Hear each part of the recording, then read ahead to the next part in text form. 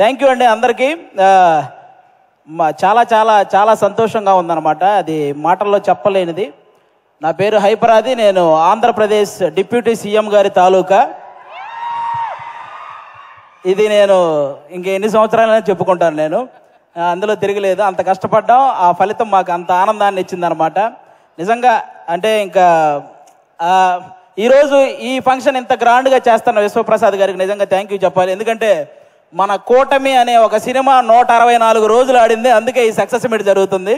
కాబట్టి ఈ సక్సెస్ మీట్కి వచ్చిన మీ అందరికీ కూడా థ్యాంక్ యూ సో మచ్. అంటే ఒక కొడుకు తను సంపాదించిన మొదటి సంపాదన వాళ్ళ తల్లికి ఒక చీర ఇచ్చినప్పుడు ఆ తల్లి కళ్ళల్లో ఎంత ఆనందం అయితే కనపడుతుందో, అలాగే అదే కొడుకు ఎదిగి తను కొనుక్కున్న బైక్ మీద తన తండ్రిని కూర్చోబెట్టుకున్నప్పుడు ఆ తండ్రి కళ్ళల్లో ఎంత ఆనందం అయితే కనపడుతుందో, పవన్ కళ్యాణ్ గారు గెలిచినప్పుడు ప్రతి జన సైనికుడి కళ్ళల్లో అలాంటి ఆనందాన్ని నేను చూశాను.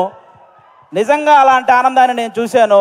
ఎందుకంటే ఆల్మోస్ట్ 10 సంవత్సరాల నుంచి జనసేనకు సంబంధించి ఏదైనా మీటింగ్ జరుగుతున్నప్పుడు చాలామంది కింద నుంచి సీఎం సీఎం అని అరుస్తుంటే కొంతమంది అనేవాళ్ళు, ముందు మీ వాడిని ఎమ్మెల్యే అవ్వమను అప్పుడు చూద్దాం అనేవాళ్ళు.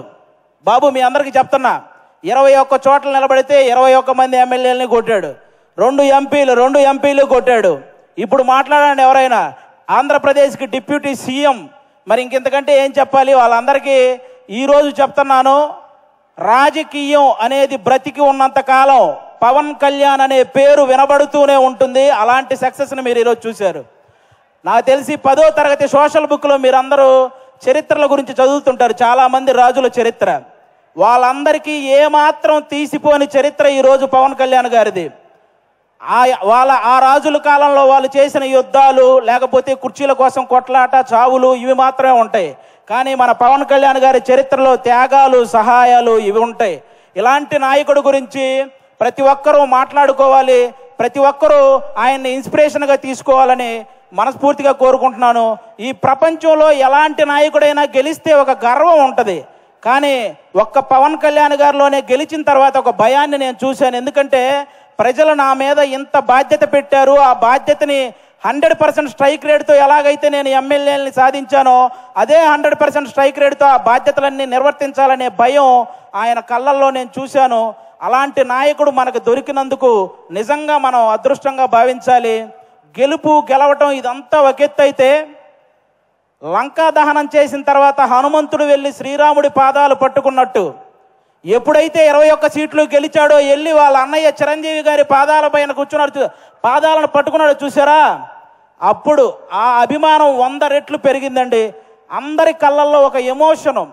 అంటే మెగా ఫ్యామిలీకి ఎప్పుడు దూరంగా ఉంటాడు కళ్యాణ్ గారు, దూరంగా ఉంటాడని అనుకునే వాళ్ళందరికీ ఈ విజయాన్ని తీసుకెళ్లి అన్న దగ్గర పెట్టాడు చూసారా, అంతకంటే ఎమోషనల్ మూమెంట్ ఇంకోటి లేదు. అది మనకి ఎప్పటికీ గుర్తుండిపోతుంది.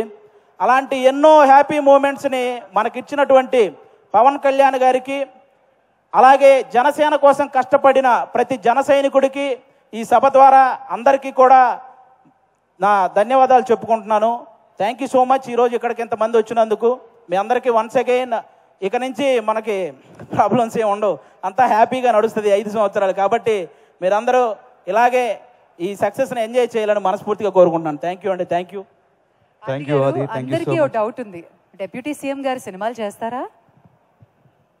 చేస్తారండి, కంపల్సరీగా. కొన్ని ఉన్నాయి కదా బ్యాలెన్స్, అవి పూర్తి చేయాలి కదా, చేస్తారు.